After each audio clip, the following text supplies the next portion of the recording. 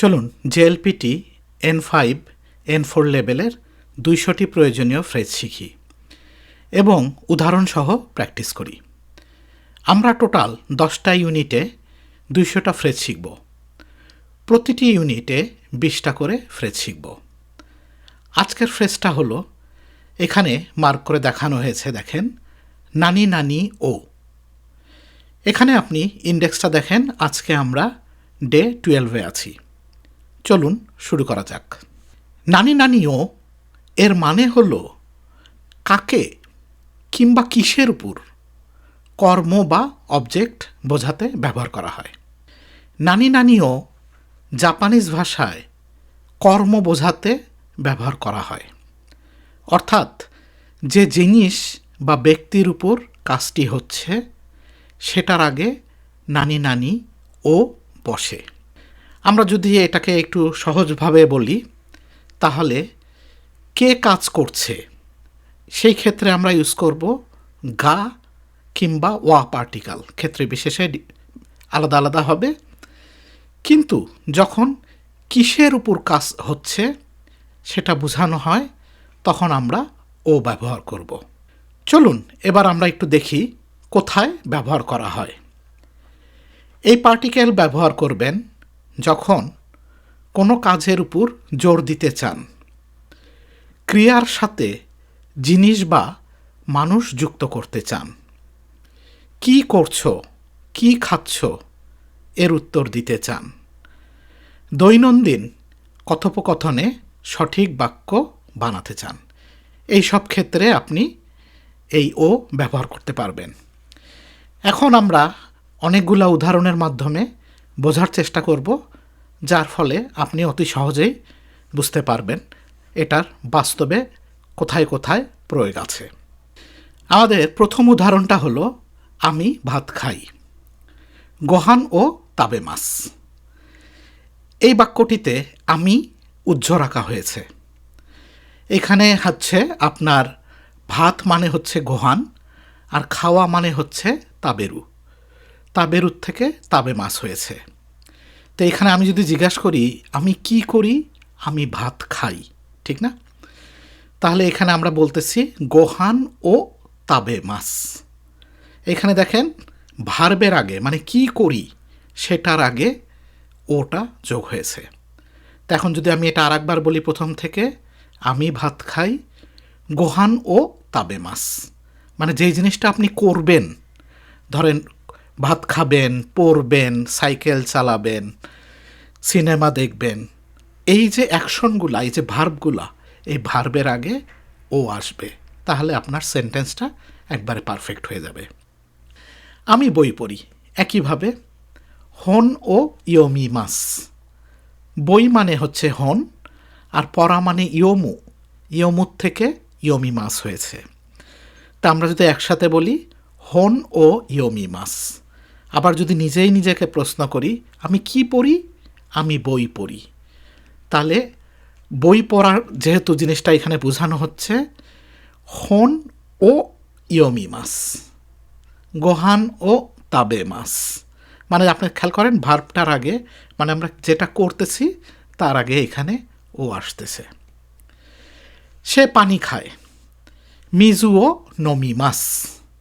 ঠিক আছে, এখানে সে কথাটা উজ্জ্ব আছে, ঠিক আছে? আপনারা ইংলিশে বাংলা সবখানে দেখবেন আমরা সবসময় কিন্তু সবগুলা আপনার ওয়ার্ড ইউজ করি না। এখানে সে জিনিসটা উজ্জ্ব আছে। পানি মানে হচ্ছে মিজু, খাওয়া এখানে নমু বুঝাইছে, পান করা মানে নমু, নমুর থেকে নমিমাস হয়েছে। সে পানি খায়, তাহলে আমরা যদি এখন পুরাটা একবারে বলি, মিজুও নমিমাস। আমি গান শুনি। অনগাকুও কিকিমাস। আমি এখানে উজ্জ্ব আছে একইভাবে। গান মানে হচ্ছে অনগাকু, আর শোনা মানে হচ্ছে কিকু, কিকুর থেকে কিকিমাস হয়েছে। তাহলে আমরা যদি জিনিসটা আর একবার বলি, অনগাকুও কিকিমাস।